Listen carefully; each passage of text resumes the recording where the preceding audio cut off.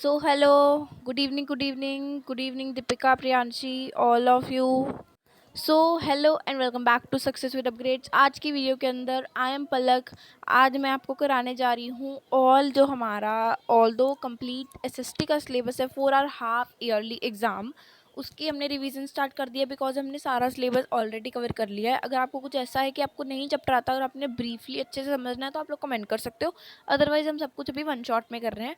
So rise of nationalism in Europe में से अगर आपको एक्स्ट्रा में क्वेश्चन आएंगे तो यहीं से बन के आएंगे बिकॉज ये आपकी अपनी एवरग्रीन है प्रदीप की।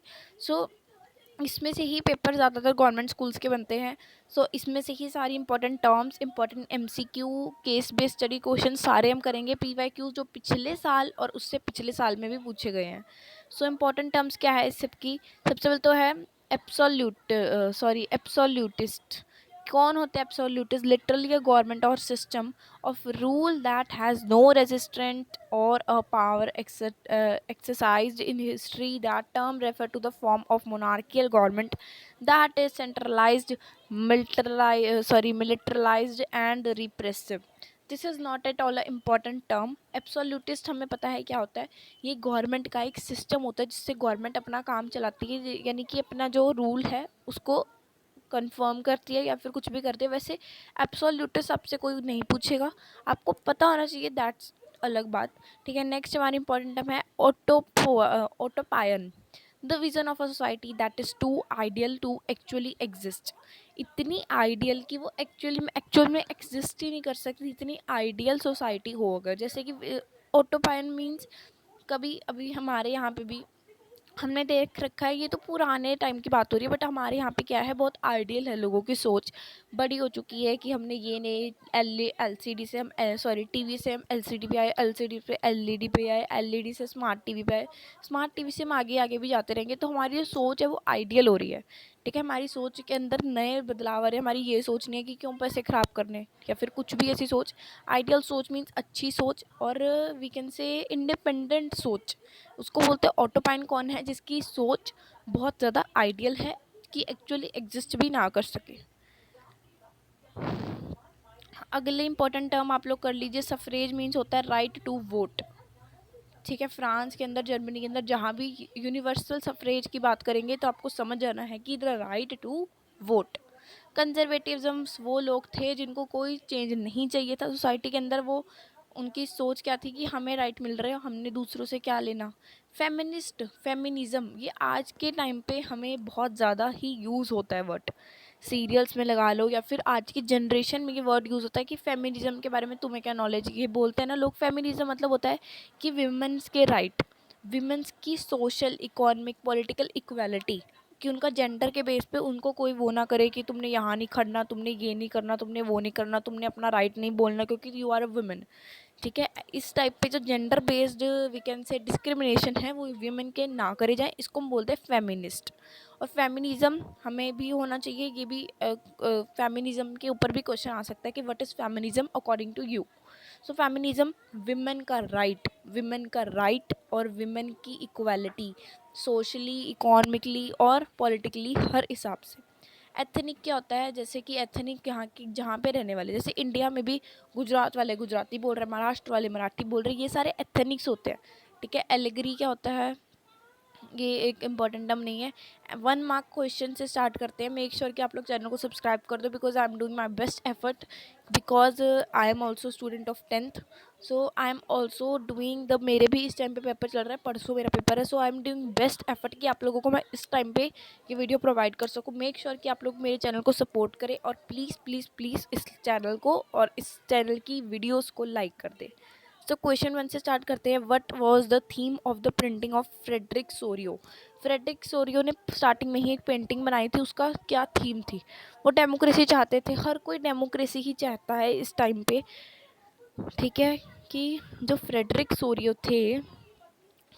सोरियो बेसिकली डेमोक्रेसी चाहते थे। उन्होंने जो पेंटिंग थी, उस पेंटिंग बनाई थी, उसका मेन मोटिव भी डेमोक्रेसी ही था। सो अब स्टार्ट करते हैं हम second question. Which of the following is not true with reference to Napoleon? Napoleon का एक बहुत इंपॉर्टेंट 5 मार्क में, 2 मार्क में, 3 मार्क में क्वेश्चन आ सकता है। नेपोलियन को इस चैप्टर में अगर आपने नेपोलियन समझ लिया ना, तो अगर आपको बाकी कंसेप्ट नहीं भी आते तो आपको चल जाएगा एग्जाम पर्पस के लिए, ठीक है। नेपोलियन की हमें रेफरेंस में कुछ दे रखा, उसने क्या क्या करा था। उसने नेपोलियनिक कोड बोला करा, तो उसको हम सिविल कोड भी बोलते हैं, ये भी याद रखना।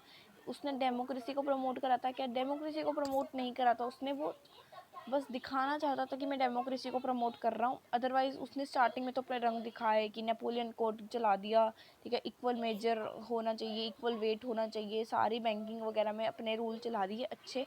बट बाद में उसने रंग अपना विकार दिखाया, तो उसने डेमोक्रेसी को प्रमोट नहीं करा था। और यहाँ पे क्वेश्चन में यही पूछा है कि कौन सा नेपोलियन का वो नहीं, नेपोलियन का रेफरेंस में नहीं बात हो रही, तो ये वाला सर आप टिक कर सकते हो। आगे रैशनल और इफ़िशिएंट, ये बहुत इम्पोर्टेंट है कि उसने रेशनल गवर्नमेंट बना दी थी। और उसने क्या करा था, उसने फ्रेंच को कंट्रोल कर लिया था, ये तो है ही बात, ठीक है। Who headed the Vienna Congress in of 1815, treaty of Vienna कब साइन हुई थी, यहाँ से क्वेश्चन बन सकता है 1815 में।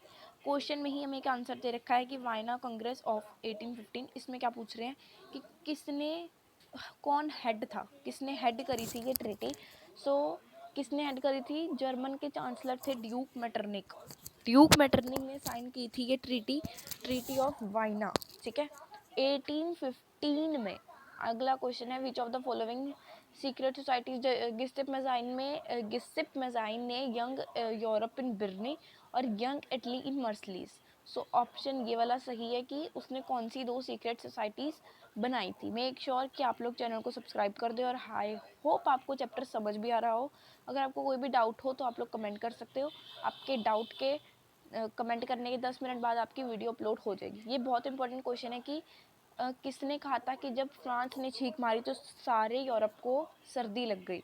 मेटरनिक ने ये बात कही थी कि जब फ्रांस ने नेशनलिज्म जब फ्रांस में आया तो यूरोप में हर जगह में नेशनलिज्म का एक, लोगों के सपने आने लग गए कि काश हमारे यहाँ भी नेशनलिज्म होता। तो उन्होंने भी बहुत सारे स्ट्रगल्स किए, ठीक है। सो मेटरनिक ने वे बात कही थी, ड्यूक मेटरनिक ने, जो चांसलर थे जर्मनी के, ये बात कही थी कि when France finishes the rest of Europe, जो बची हुई यूरोप थी सबने कैच कर लिया कोल्ड को। Who was proclaimed German emperor after its unification, unification के बाद जर्मन का एम्परर कौन था, ठीक है। एम्परर जो प्रोक्लेम्ड कर रहा था, रशिया का एम्परर बेसिकली कौन था ये पूछ रहे हैं ये इनडायरेक्टली। यहाँ पे आपको नाम पता होना चाहिए, Russian the Prussia king William, ठीक है। और रशिया किंग की बात हो रही है, प्रूशिया किंग की, रशिया की नहीं। और कौन थे chief minister, auto von Bismarck, जिन्होंने यूनिफिकेशन, जर्मनी की यूनिफिकेशन में ऑटो वन बिस्मार्क का बहुत बड़ा रोल था, ठीक है। बट ये नहीं है कि वो कहाँ पे बात हो रही है यूनिफिकेशन जर्मनी की, किसने प्रोक्लेम्ड करी, कौन वहाँ का राजा था, ठीक है। प्रूशिया के किंग ने की प्रोक्लेम करा था उसने। During the middle of 19th century Italy was divided into 7 states, ठीक है। 7 स्टेट्स में इटली डिवाइडेड था, बट सिर्फ सार्डिनिया पॉइंट में ऐसा स्टेट था जिसने जिम्मेदारी ली थी कि मैं इटली को यूनिफाई कराऊंगा। ऑल्सो किसने कराया था, उसके चीफ मिनिस्टर ने, चीफ मिनिस्टर का नाम क्या था, कैमिलो दे कैवेर, जो कि ना ही थे इटली के डेमोक्रेट, ना ही थे revolutionary, but still he was the real maker of Italy. अगला क्वेश्चन है कि which of the following states are ruled by an Italy princely house, कि इटली को किसने यूनिफाई करा, किसने उसको एक प्रिंसरली हाउस में, एक जैसे एक नॉर्मल हाउस होता है एक प्रिंसरली यानी कि रिच वगैरह, तो जब वो यूनिफाई हो गया तो वो बहुत प्रिंसरली बन गया था। तो सार्डिनिया पेडमेंट, जो कि मैंने आपको अभी बताया, the process of unification of Italy was led by, मैंने आपको बताया 7 स्टेट में डिवाइड था, बट सिर्फ सार्डिनिया पेडमेंट ने जिम्मेदारी ली थी। द एक्ट ऑफ यूनियन 1707 में हुआ था, ठीक है, इंग्लैंड और स्कॉटलैंड के बीच में। आंसर आ गया स्कॉटलैंड, जिसने फॉर्म क्या होता, ग्रेट ब्रिटेन फॉर्म हुआ था, जिसको हम यूनाइटेड किंगडम भी बोलते हैं। Dash was the female allegory which represented the people nation in France, France की जो एलिगरी थी, जो फीमेल एलिगरी थी, जो फीमेल पर्सोनिफिकेशन थी, उसको हम जर्मीनिया बोलते हैं, सॉरी मरीनिया, जर्मीनिया बोलते हैं जर्मनी की फीमेल एलिगरी को। नाम से याद रख लोगे ना। The most serious source of nationalist tension immersion 1871 में, नेशनलिस्ट के अंदर जो टेंशन थी वो बल्कान्स रीजन के अंदर थी 1871 में, ठीक है। Answer was C, Balkan. a force which brought about sweet changes क्या sweet changes in the political material of Europe in the 19th century. Nation state ही चाहते थे इस चैप्टर के अंदर, ठीक है, सो नेशन स्टेट ज़्यादातर आंसर है. Conservative did not believe establishing and preserving. Conservatives को डेमोक्रेसी भी नहीं चाहिए थी, उन्हें कोई चेंज भी नहीं चाहिए था डेमोक्रेसी के अंदर. तो कंजर्वेटिव क्या नहीं चाहते थे, जो जिन पे वो बिलीव नहीं करते थे. नॉट बिलीव डेमोक्रेसी पे बोलीस नहीं बिलीव नहीं करते थे. बिकॉज देखो, अगर हमारे देश की बात करी जाए, हमें बोला जाए कि क्या आपके देश में आपको डेमोक्रेसी चाहिए, तो हम बोलेंगे क्यों चाहिए, सब कुछ तो है. ऐसा ही कंजर्वेटिव का हाल था, उनके पास सब कुछ था, इसलिए उनको नहीं चाहिए था कि कोई चेंज आए सोसाइटी के अंदर, कोई वर्ल्ड वॉर हो, कि उनको कोई नुकसान पहुंचे. विच one of the following was the result of act of union. Act of union 1707 में, मैंने अभी क्या बोला था पिछले क्वेश्चन में, कि स्कॉटलैंड और इंग्लैंड की वॉर लड़ी गई थी, जिसमें सॉरी वॉर नहीं, इंग्लैंड ने अपने अंदर स्कॉटलैंड को ले लिया था, जिससे क्या बन गया था, United Kingdom of Great Britain. So answer was D. Which of the following power was the interested in Balkans peninsula. Japan के है इसका आंसर वैसे. Which of the following is true. How did new artist depicted liberty during the first French revolution. This was not an important question according to. Clear image आपको मिल जाए. So the question 18th question पे हम आ चुके हैं. Who among the following was described as the most dangerous enemy of social order of Duke Metternich. Duke Metternich chancellor थे, ठीक है, जर्मनी के. ड्यूक मेटरनिक ने ये भी बात कही थी कि जब फ्रांस ने चीखा तो सारी यूरोप को सर्दी लग गई थी. तो क्या बोल रहे हैं कि ड्यूक मेटरनिक का दुश्मन कौन था. याद रखना हमेशा गिस्सिप मेज़ाइन थे ड्यूक मेटरनिक के दुश्मन. एनसीईआरटी में क्वेश्चन भी आया है गिस्सिप मेज़ाइन का कौन थे. वो इटली के रेवोल्यूशनरी थे 1804 में.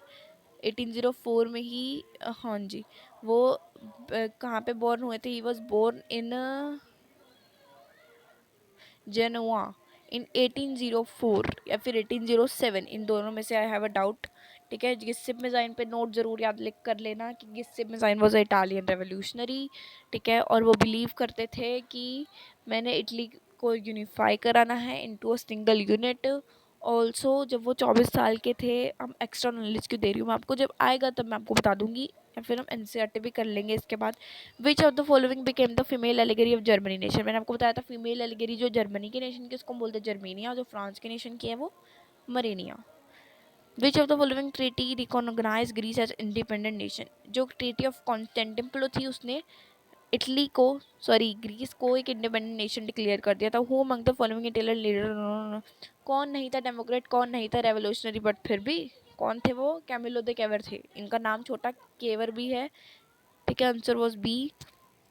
विच डिड द आइडियाज ऑफ ला पट्राइल लेटिस सिटीजन. नाम अच्छे से याद रखना. द फादरलैंड और द सिटीजन को हम ला पट्राई और लेट सिटीजन भी बोलते हैं. Ell the measuring unit in Germany was used to measure. Germany में अगर हमने किसी भी क्लोथ को मेजर करना है, जैसे अभी हम इंची टेप से नापते हैं ना, वहाँ पे जर्मनी में उस चीज़ को एले बोलते थे जब हमने किसी क्लोथ को अगर मेजर करना है.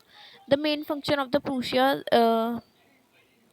इसको हम फिलहाल छोड़ देते हैं बिकॉज ये थोड़ा कॉम्प्लिकेटेड सा क्वेश्चन है और अकॉर्डिंग टू मी इम्पॉर्टेंट मैं नहीं बताऊँगी. मैं नहीं पर्टिकुलरली कह रही कि ये इम्पॉर्टेंट नहीं है, बट इतना भी वो नहीं है. दोबारा क्वेश्चन आ गया कि जब फ्रांस ने चीखा तो सारे यूरोप को सर्दी लग गई. मेटरनिक ने कहा था. What is a blind folded women carrying a pair of weighing scale symbolize.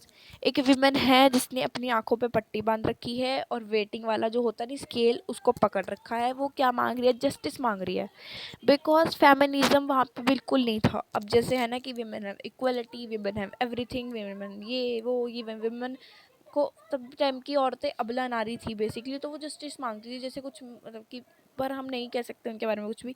Which of the following statement is not true regarding the act of union. Act of union था 1707 में. वही एक्ट है ये जिसने United kingdom great Britain को बनाया था.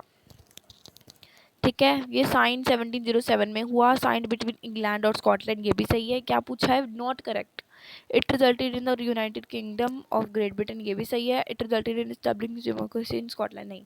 Scotland तो खत्म ही हो गया था. इंग्लैंड ने स्कॉटलैंड को अपने अंदर ले लिया था और वो ग्रेट ब्रिटेन बन गया, तो स्कॉटलैंड कहाँ से डेमोक्रेसी आ गई इसमें?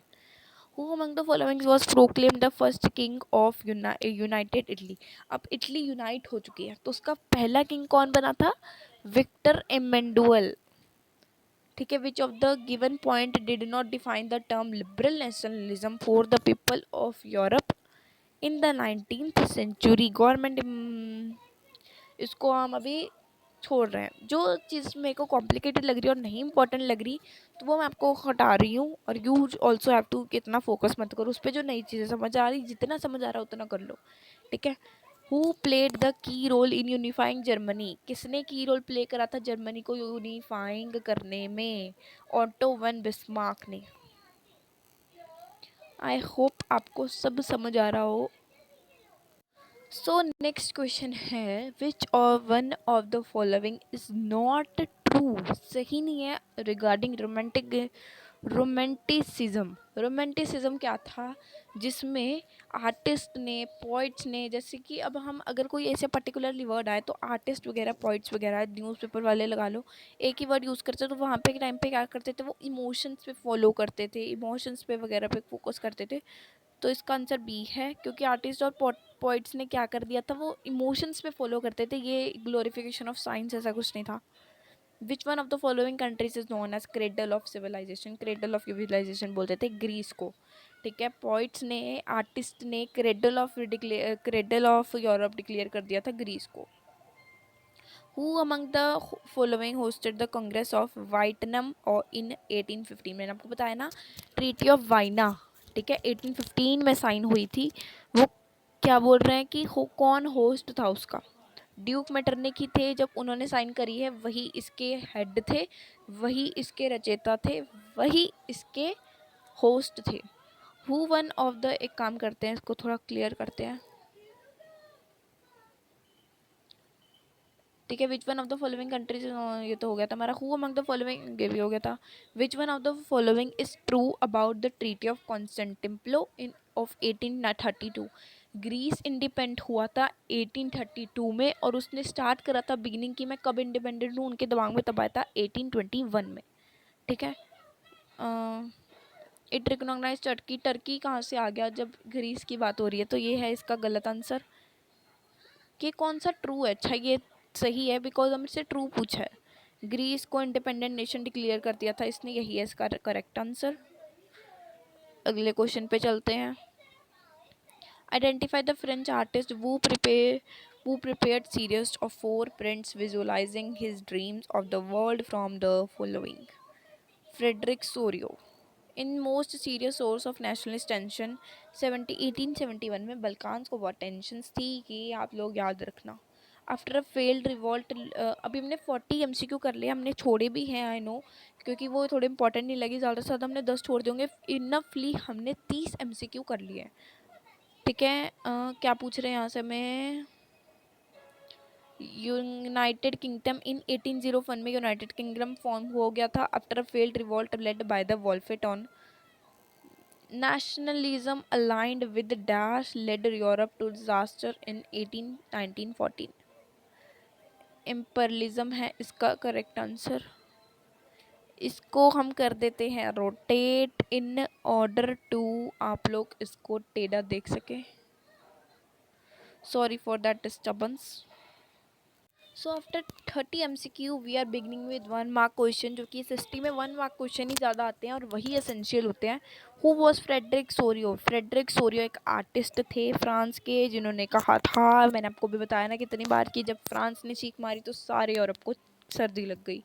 Name any 4 countries which were part of process of shown in Frederic Sorrieu? Germany, Australia, Hungary और रशिया।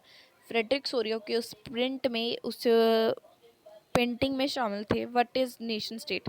एक सेंस होती है being common identity, common flag, एक common we can say icon, ये सब कुछ नेशन स्टेट होता है। What was the main aim of French revolutionary? French revolutionary क्या चाहते थे? वो ट्रांसफ़र करना चाहते थे मोनार्की सिस्टम को डेमोक्रेसी में। Mention any 2 major and practices with the French revolution introduced to collect. कैसे वो उन्होंने इनके स्टेट में नेशनलिज्म आया, कलेक्टिव आइडेंटिटी आई, उन्होंने न्यू फ्लैग और new national anthem new try colour करा और रॉयल स्टैंडर्ड जो था पुराना उसको रिप्लेस कर दिया। ठीक है, नेशनल असेंबली को रीनेम कर दिया था उन्होंने, सॉरी स्टेट जनरल को उन्होंने रीनेम्ड करा था नेशनल असेंबली में। हिम्स जो थे वो कंपोज हुए और सेंट्रलाइज, ये तो थोड़ा मुश्किल है, अगर आप इसकी जगह मैंने आपको जो 2 पॉइंट बताया वो लिख सकते हैं। Name any 2 countries conquered by Napoleon. Conquered यानी कि नुकसान करा जिसने, नेपोलियन ने कौन सी 2 कंट्रीज का नुकसान करा, इन्होंने तो 4 लिख दिए, Holland, Belgium, Switzerland and Italy. Ideas of national unity in early 19th century Europe was choosily allied to the ideology of liberalism, justified by giving one reason. Liberalism का मतलब होता है लेटिन, ठीक है, लिबरलिज्म सॉरी डेराइव कहाँ से हुआ, Latin से। लेटिन का मतलब होता है फ्री। एक ही बहुत इंपॉर्टेंट क्वेश्चन है जो कि मैंने आपको पीछे छुटा दिया बिकॉज ये मेरे को कॉम्प्लिकेटेड लगता है। Zollverein, name the custom union formed at the initiative of Prussia in 1834 में, ज़ोल्वेरियन। ठीक है, name the civil code of 1804, Napoleon code. ठीक है, ये तो इसका आंसर हो गया, Napoleon code. Why was Zollverein formed, Zollverein क्या था, 1834 में कस्टम यूनियन थी, ठीक है, जो कि प्रूशिया में फॉर्म हुई थी। Most of the German states the union abolished tariff barriers, इसको भी हम छोड़ देते हैं। Mention only 2 features of ideology of liberalism of 19th century. Liberalism 19th century में, 19th और 18th सेंचुरी में नेशनलिज्म हर कंट्री में आ गया था, यूरोप में, फ्रांस में, जर्मनी में, इटाली में, ब्रिटेन में, हर जगह में। तो कहाँ की आइडियोलॉजी पूछी है हमसे, कहीं की नहीं, हमसे ये पूछा कि क्या हो रहा था उस टाइम पे। सबको नेशनलिज्म चाहिए था, लिबरलिज्म चाहिए था, जस्टिस चाहिए था। जब से फ्रांस में नेशनलिज्म आया, जब उनको क्या नाम था उसका, लुइस 16 से छुटकारा मिला, तो सब सारे चाहते थे कि हमें भी छुटकारा मिले सबसे।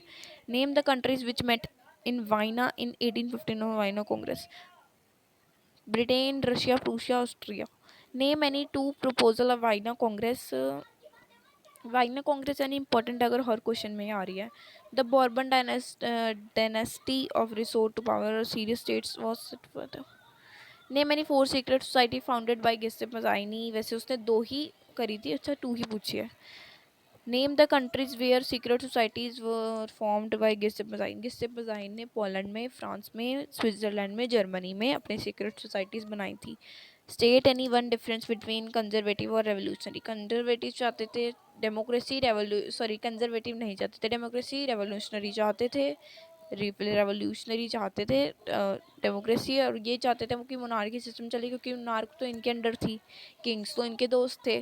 तो रेवोल्यूशनरी चाहते थे कि मोनार्की सिस्टम खत्म हो। What was the treaty of Vienna 1815 में, रिप्रेजेंटेटिव, ये वैसे मैं आपको बार बार छुटा ही जा रही हूँ क्योंकि मैंने भी ट्रीटी ऑफ, जो मैंने इतनी चीज़ें करी ना वो आपको नहीं करा रही हूँ बिकॉज मेरे हिसाब से जितना मैंने किया है वो इनफ है।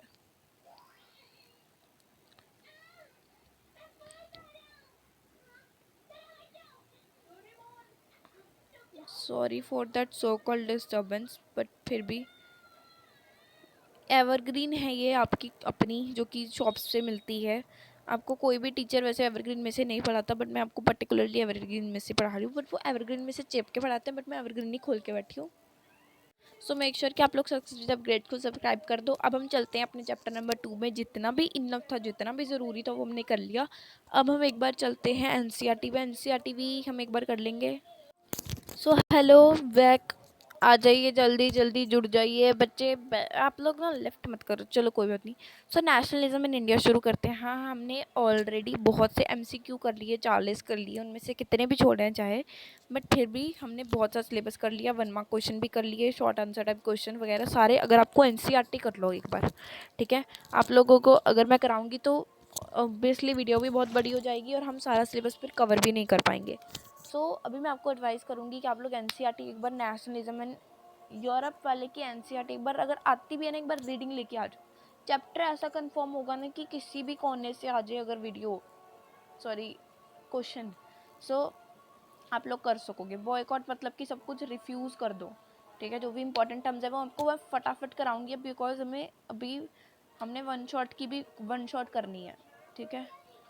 ठीक है, इंपॉर्टेंट टर्म जो भी होगी वो मैं आपको करा दूंगी, जो नहीं होगी वो नहीं कराऊंगी। बॉयकॉट मीन्स होता है अगर हमने सबको सारी जो डील है जितनी भी, जैसे मैंने आपको एक काम सोचो कि दो फ्रेंड्स हैं, ठीक है, जैसे ब्रिटिश और इंडिया फ्रेंड्स थे, ठीक है, उन्होंने महात्मा गांधी ने अपनी हिंदू स्वराज में 1919 में लिखी भी है ये बात कि अगर हम चाहें ना तो हम ब्रिटिश वालों को यूँ निकाल सकते हैं, ठीक है। क्यों निकाल सकते हैं? बिकॉज उन्होंने एक रिश्तेदार की तरह उनको अपने घर में रख रखा है। लगाओ दो फ्रेंड है ए एंड बी, उन दोनों ने आपस में एक दूसरे को पेन दिए कि तू ये वाला पेन ले ले, तू मेरा पेन ले ले, और जब उनकी लड़ाई हुई उन्होंने पेन फेंक के मारे कि तू अपना दे, मुझे मेरा पेन दे, और अपना पेन लिए ले सड़ा सा, ठीक है। ऐसे होता है ना लड़ाइयों में, किसी भी सिस्टर वगैरह किसी के साथ भी होता है ऐसे। इसको बोलते हैं बॉयकॉट कर देना, रिफ्यूज़ कर देना जो भी डील हुई थी। जैसे उनमें डील हुई थी कि तू मेरा ले ले मैं तेरा ले लूँ, उस डील को रिफ्यूज़ कर दिया, क्या उसको बोलते हैं बॉयकॉट करना। इनलैंड इमिग्रेशन एक्ट क्या था? ये एक्ट ऐसा था जिसमें plantation worker was not permitted to leave the tea gardens without permission. So एक इनलैंड इमिग्रेशन एक्ट ऐसा था कि जो भी वहाँ पे वर्क करते थे, जो वहाँ पे काम करते थे, उनको क्या बोला गया था कि तुम बिना परमिशन के यहाँ से निकल ही नहीं सकते, कि तुम काम तो यहाँ पे करोगे, तुम्हें वेजेस मिलते हैं नहीं मिलते वो बात की बात है। इनलैंड इमिग्रेशन एक्ट के दौरान वो अपने घर जाते ही नहीं थे, वो सारा टाइम वहीं पे काम करते थे, उनका काम यही था। वो चाहे भी अगर भागना चाहते थे तो उनको मार दिया जाता था। इसको बोलते हैं immigration act, inland immigration act भी बोलते हैं इसको। सत्याग्रह हमें पता है जहाँ पे हम नॉन वायलेंस वाले मेथड से गांधी जी के हिसाब से ऑप्रेसर को जिता सकते हैं, उसको हरा सकते हैं। खिलाफत मूवमेंट अली ब्रदर्स के बीच में हुई थी विद महात्मा गांधी, अली शौकत अली और मोहम्मद अली के बीच में, इनजस्टिस के खिलाफ, बिकॉज टर्की वालों से वो वॉर हार गए थे, ठीक है। खिलाफत इशू आपको बताना चाहिए अगर आपको ये क्वेश्चन करना है, ठीक है। नॉन कोऑपरेशन मूवमेंट, जहाँ पे कोई भी कोऑपरेट नहीं करेगा। डांडी मार्च वो होता है, आपको मैं बता देती हूँ। डांडी मार्च में कई लोग बच्चे कंफ्यूज होते हैं, मैं भी होती थी। तो डांडी मार्च क्या होता है? गांधी जी के 78 फॉलोवर्स, फॉलोवर्स क्या होता है? फॉलोवर्स जो उनके साथ काम करते हैं, सॉरी जो उनके साथ जा रहे हैं, उनके साथ उनका सपोर्ट कर रहे हैं। 78 लोगों को लेकर उन्होंने क्या करा था, वो चल पड़े थे पैदल यात्रा करने के लिए। वो अपने आश्रम से दांडी तक गए थे, ठीक है। सॉल्ट लो एक्ट को ब्रेक करने के लिए, सॉल्ट बनाने के लिए, इसको बोलते हैं डांडी मार्च। बस पूना एक्ट क्या था? गांधी जी और डॉक्टर बी आर अम्बेडकर के बीच में एक डिप्रेशन जो हो रहा था, सबकी टेंशन ही थी कि अब पैसा नहीं आएगा, हमें इतनी ज़्यादा टेंशनें हैं। तो इसको पूना एक्ट ने डॉक्टर गांधी जी और डॉक्टर बी आर अम्बेडकर ने इस टेंशन को, डिप्रेशन को ख़त्म करने की वो करी थी। The Kheda Satyagraha was launched by Gandhi ji to support, वो पीजेंट्स को खेड़े में वो पीजेंट्स को सपोर्ट करने गए थे। रॉलेट एक्ट क्या था? जहाँ पे इसका आंसर है बी, ठीक है। आप लोग उसको रीड कर ले प्लीज़। रॉलेट एक्ट तो सबको ही पता है। Rowlatt Act was hurriedly passed through the Imperial Legislative Council to despite the united opposition of Indian members. तो इंडियन मेंबर्स के लिए ये अनजस्ट लॉ था, इंडियन मेंबर्स के लिए ये बहुत ज़्यादा बेहिसाब वाला काम था, तो इसलिए वो आउटरैक्ट थे by Rowlatt act.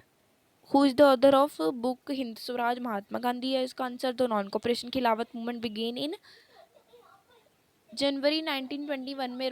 Compression movement और खिलाफत मूवमेंट दोनों चलाई गई थी बाय गांधी जी। नॉन कोऑपरेशन मूवमेंट जनवरी 1921 में चलाई थी, पिछले क्वेश्चन में देखा, और 21 में 22 में कॉल्ड ऑफ भी कर दी थी, बंद भी कर दी थी। इसके इम्पैक्ट हम बाद में करेंगे क्यों करी थी बंद। Why was the non cooperation movement called off by Gandhi ji? Because Chauri Chaura वाला जो इंसिडेंस हुआ था, हाथापाई हो गई थी, और गांधी जी का क्या था कि मैंने वायलेंस नहीं करनी, तो इसलिए वायलेंस हो गई थी, तो उन्होंने वो कॉल्ड ऑफ कर दी थी। Who announce the vague offer a dominion status for India in 1929? The answer was Victoria Win, that's not important. Which incident marked the beginning of the civil disobedience movement? किसने civil disobedience, जैसे हम बोलते हैं ना कि अगर रावण अपने पैर पीछे ले लेता, अगर श्री राम जी की चरण में चल जाता तो लंका नहीं खत्म होती, तो आज वो होता है इस दुनिया में। ऐसे ही अगर सिविल डिसोबीडियंस मूवमेंट की बिगिनिंग किस इंसिडेंट के कारण हुई? जब उन्होंने क्या कर दिया था, जब उन्होंने सॉल्ट लो बना दिया था, वायलेटेड सॉल्ट लो। जब सॉल्ट लो आ गया तो गांधी जी को कि हम नमक नहीं लेंगे, तो हम पे इतना अत्याचार। Who organise the Dalit into depressed class association? Dalits को क्या डिक्लेयर कर दिया गया था? डिप्रेस्ड क्लासेस एसोसिएशन, कि वो ऐसी क्लास है जो डिप्रेस्ड है बिकॉज उन पे बहुत अत्याचार होते थे, उनको किसी में वो नहीं थे। जैसे फ़िलहाल के लिए तो ऐसा कुछ नहीं है वैसे, बट जैसे कि होता ही है कि अगर कोई अमीर फैमिली में अगर कोई गरीब इंसान हो तो उसको इतनी इंपॉर्टेंस नहीं देते, दलित को भी ऐसे इंपॉर्टेंट नहीं देते थे, उन पे अत्याचार भी होते थे हु, इसलिए उसको डिप्रेस्ड क्लास एसोसिएशन बोला जाता था। किसने? डॉक्टर बी आर अम्बेडकर ने। Who among the following are the author of the famous novel Anandamath? कौन थे नॉवल अनंदामात के author? The answer is Bankim Chandra Chattopadhyay. ठीक है। Gandhi ji in his work Hind Swaraj said that कि the British must quit India, British must quit India नहीं, उन्होंने ये लिखा था कि the Indians must not cooperate with Britishers. अगर आप चाहते हो कि ब्रिटिश वाले यहाँ से निकले, थोड़ी धुंधली स्क्रीन आएगी, मैं आपको बताती रहूँगी क्या क्या लिखा है। The resolution of Purna Swaraj was adopted at which session of the Congress? तो आंसर है C. Who led the peasant movement in Awadh during the non cooperation movement? Awadh में जो पीजेंट्स की मूवमेंट चल रही थी, नॉन कॉपरेशन मूवमेंट, वो बाबा रामचंद्र के द्वारा चलाई गई थी। ठीक है, अवध में, क्योंकि वो एक सन्यासी थे। अवध नाम से पता लग रहा है ना, तो आप इसको याद रख सकते हो। तो साइमन कमीशन वाले क्वेश्चन हम नहीं करेंगे। विच one of the following leaders has headed Awadh किसान सभा? अवध किसान सभा कौन चलाता था? अभी तो क्वेश्चन आया है नहीं, वो तो अच्छा वो वाला था। अब वहाँ पे क्या बात हो रही थी कि अवध में नॉन कॉपरेशन मूवमेंट कौन चला रहा था? बाबा रामचंद्र जी। अवध में क्या पूछा यहाँ पे? किसान सभा कौन चला रहा था? जवाहरलाल नेहरू जी। ठीक है। Which was the main cause of boycotting foreign goods for non cooperation movement? The symbol of western economic and cultural domination. बिल्कुल सही। क्या वो क्यों वो बॉयकॉट कर रहे थे सब कुछ? कि हमने उनकी कोई रखनी ही नहीं है, हमने उनकी कोई डोमिनेशन, उनका कोई सिंबल कि हम उनसे लेकर नहीं खाते। जैसे हम बोलते हैं ना कि अगर कोई अमीर फैमिली होती है तो वो गरीब फैमिली को क्या बोल देती है, अगर सेम हाउस में रह रहे हैं, कि तुम हमारे पुराने कपड़े पालो। क्यों भाई? हम अपना नहीं डाल सकते? हम अपने, हमारे पास इतनी इनकम नहीं है क्या? तो ऐसे ही इंडिया वालों ने बॉयकॉट कर दी थी कि रखो अपनी चीज़ें, रखो अपने सारे वेस्टर्न वियर्स, जो भी तुम हमें दे रहे हो, हमारे कल्चरल डोमिनेशन अपने रखो, हम अपने खुद कमा सकते हैं। ठीक है, बट अल्टरनेटिव्स अवेलेबल नहीं थी, इसलिए नॉन कॉपरेशन कॉल्ड ऑफ हो गई थी। Which pact resolve the issue of separate electorates for Dalit between Gandhi ji and Ambedkar ji in 1932? Poona pact Gandhi ji और अम्बेडकर के बीच में जब भी आए ना ये बात 1932 में, अम्बेडकर और गांधी जी के बीच में क्या हुआ था? पूना पैक्ट हुआ था, ये याद रखना, पूना पैक्ट हुआ था, पूना पैक्ट।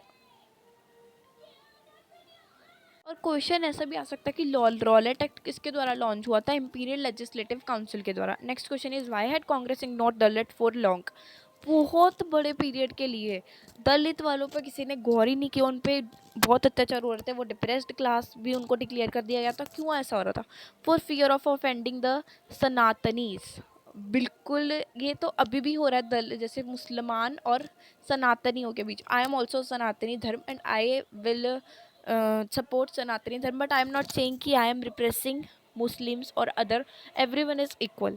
अब के टाइम में क्या हो रहा है, अगर आप लोग यूट्यूब पे एक्टिव हो, कि मुस्लिम्स को क्या बोला गया है कि you are the oppressor of Sanatanis. तो उन्होंने क्या करता, दलित्स वाले क्या थे? सनातनियों को विद्रोह कर रहे थे, उनको एक डर पैदा करना था उनके अंदर कि क्यों तुम सनातनियों को ऐसे कर रहे हो, तो उनके अंदर डर पैदा हो गया था, इसलिए। To getting a fear, offending means अगर आप अत्याचार कर रहे हो, उनको गलत बोल रहे हो। विच one of the following is not true regarding Rowlatt act? Rowlatt act आपको मैंने बता दिया, अपने आप देख लेना कि क्या इनमें से ट्रू नहीं है। मैंने आपको पूरी डेफिनेशन बताई थी। रॉलेट एक्ट के लिए अगर कोई भी ऐसा इंसान होगा जो कि पॉलिटिकल एक्टिविटीज़ में इन्वॉल्व होगा, उसको 2 साल के लिए जेल में बंद कर दिया जाएगा विदाउट एनी ट्रायल। कोई जैसे ट्रायल मतलब कि पूछताछ के बिना। ठीक है, अपने आप कर लेना इसको। विच one of the following agreement has reserved seats for depressed classes? Depressed classes कौन थी? दलित्स थे। किन्होंने रिजर्व करके रखी थी सीट्स दलित्स के लिए in provincial and central legislative council?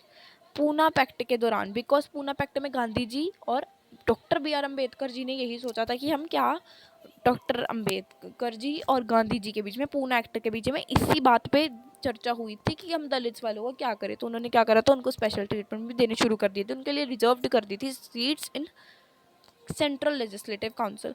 Which one of the following combination of colors was there in Swaraj flag designed by Gandhiji in 1921? A. Red, green and white. याद रखना ये कि कौन से कॉम्बिनेशन ऑफ कलर से स्वराज का एक new flag बनाया गया था। Swaraj doesn't mean free, Swaraj मतलब होता है सेल्फ रूल। हमारे हिसाब से जो हमें लग रहा है कि हमारा राइट है वो स्वराज है, ठीक है। और वो एक फ्लैग बनाया गया था गांधी जी के द्वारा इन 1921। 1919 में हिंद स्वराज लिखी गई थी। ये मत सोचना कि 1921 में हिंद स्वराज लिखी होगी, नहीं, ठीक है। रेड, ग्रीन और वाइट कलर का फ्लैग था। In which one of the reason was Dalit participation limited in the civil disobedience movement? Answer is A, Maharashtra and Nagpur. अब है असर्शन रीजंस। अब हम कर रहे हैं 1 मार्क क्वेश्चन। यहाँ पे भी कुछ क्वेश्चंस हैं, बट 10 क्वेश्चन, सॉरी 9 क्वेश्चन हमने छोड़ दिए बिकॉज ये थोड़े ईजीएस्ट क्वेश्चन थे, जो कि हमने एमसीक्यू में भी इनके बारे में बात कर ली है। और ऑल्सो मैंने जितने भी क्वेश्चन छुड़ाए हैं उनमें पर्टिकुलरली पिछली वीडियो में हमने बात कर ली है, इसलिए छुड़ाए हैं, ठीक है। अब हम 1 मार्क क्वेश्चन कर रहे हैं। हु वॉज बाबा रामचंद्र? बाबा रामचंद्र जी अवध में नॉन कॉपरेशन मूवमेंट को कंट्रोल कर रहे थे। वो एक सन्यासी थे, ठीक है। मैंने आपको पीछे भी बताई है चीज़ कि वो एक सन्यासी थे, नॉन कॉपरेशन मूवमेंट को वो कंट्रोल कर रहे थे in Awadh. What were the major demands of the peasants who participated in non cooperation in Khilafat movement mention into?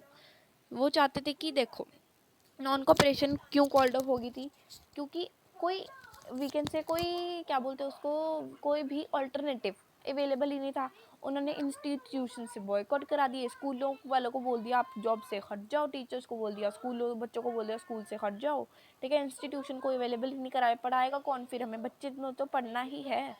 सो इसलिए वो क्या चाहते थे कि अल्टरनेटिव अवेलेबल कराओ। जो मैंने आपको रीज़न बताए वो आप इनकी जगह लिख सकते हो। रिडक्शन इन रेवेन्यू, हमारे पास पैसा नहीं था, बेगार थी। बेगार मीन्स अगर हमारे पास कोई जॉब नहीं है, हम बोलते हम बेकार है तो इसको बेगार बोलते थे।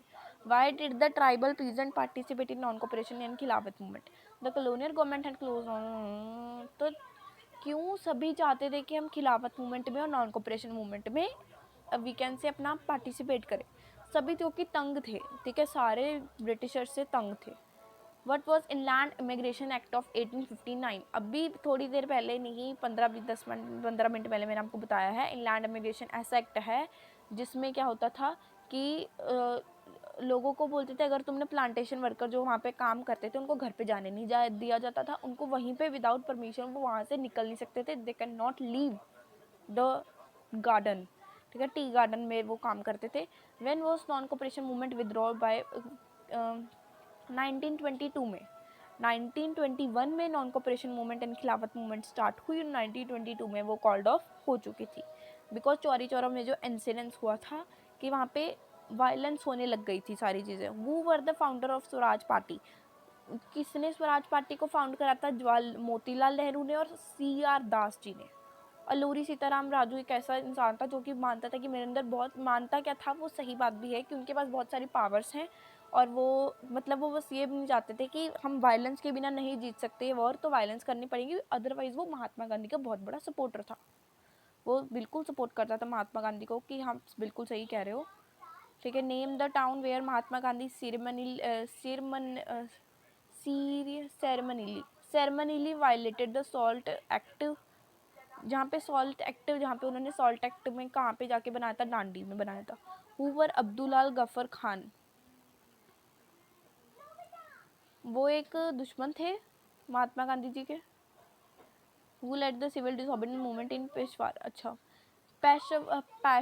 पेशावार के अंदर सिविल डिसोबीडियंस मूवमेंट को, क्या नाम है इनका, अब्दुल गफर खान कंट्रोल करते थे। Name the commission? Simon commission है इसका आंसर। साइमन कमीशन भी अब नहीं करेंगे बिकॉज मैंने भी ये छोड़ रखी है क्योंकि ये थोड़ी मुश्किल है। State the importance of Lahore Congress session of 1921? It was the session in which the demand of Purna Swaraj was full of independence for Indians force made? Purna Swaraj जो था यानी कि कम्प्लीटली इंडिपेंडेंस इंडिया वाले चाहते थे बिकॉज दुखी हो गए थे, बहुत ज़्यादा दुखी, तो उन्होंने सोचा कि अब हमें चाहिए तो चाहिए। It was a session in which demand of Purna Swaraj was full independence of India, ठीक है। क्या था? 1921 में लाहौर के अंदर एक कांग्रेस बैठी थी जिसके अंदर उनको चाहिए था कि पूर्ण स्वराज चाहिए। 1929 के अंदर एक कांग्रेस बैठी थी जिसके अंदर सभी को ये चाहिए था कि हमें अच्छे से आज़ादी चाहिए, अब हम नहीं इस दुनिया में रह सकते otherwise, because thousands of people, millions of people die हो गए थे कि वो हार गए थे इंडिपेंडेंस के लिए। When and under whose leadership was civil disobedience movements launched.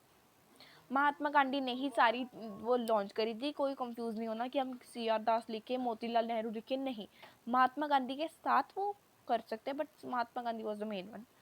What was the main motive of salt mark, कि वो सॉल्ट लॉ को ब्रेक करना चाहते थे। जो ब्रिटिशर्स थे उन्होंने क्या कहा था कि हम करेंगे ही नहीं, हम तुमको सॉल्ट नहीं देंगे, नमक नहीं देंगे, असेंशियल चीज़ नहीं देंगे, जिसके बिना ना खाना अच्छा लगता है ना खाना खाया जाता है, ठीक है। तो उन्होंने सॉल्ट लॉ ब्रेक कर दिया था, इसलिए वो सॉल्ट एक्ट उन्होंने चलाया। Identify the incident which marked the beginning of civil disobedience movement. अब हम चलते हैं अपनी ज्योग्राफी पे। मेक श्योर कि आप लोग सब्सक्राइब कर दें चैनल को अगर आपको वीडियो पसंद आ रही है। The Congress was unwilling name any two organisation which were formed by the business class to organise it. जितना भी इम्पोर्टेंट था मेरे हिसाब से तो मैंने आपको करा दिया। याद ये चीज़ रखना इम्पोर्टेंट मैं बता रही हूँ कि सत्याग्रह 1916 में, 1917 में, 1918 में, और गांधी जी कब आए थे? 1915 में आए थे साउथ अफ्रीका से, और उन्होंने आते ही सार 1916 में मे बी अहमदाबाद में 19 उन्होंने, ये याद रखना है कि सत्याग्रह कब कब चलाया था, ठीक है, और कोई मेन नहीं बात। सो यहीं पे हमारी ख़त्म होती है one shot video of history का पहला और दूसरा चैप्टर विद PYQ। सब कुछ हमने यहाँ पे दे रखा है आपको। PYQ मतलब होता है कि प्रीवियस ईयर क्वेश्चन, जैसे कि अभी यहाँ पे पूछा गया, बताया गया है कि जितने भी मैं आपको क्वेश्चन करा दी हूँ कि ये CBSE के पेपर में आ रखा है 2016 में, इसलिए मैं आपको ये करा रही थी। मेक श्योर कि आप लोग सब्सक्राइब कर दे चैनल। अब हम अगली वीडियो में करेंगे ज्योग्राफी का वन शॉट चैप्टर पूरा सारी विद एक्सप्लेनेशन।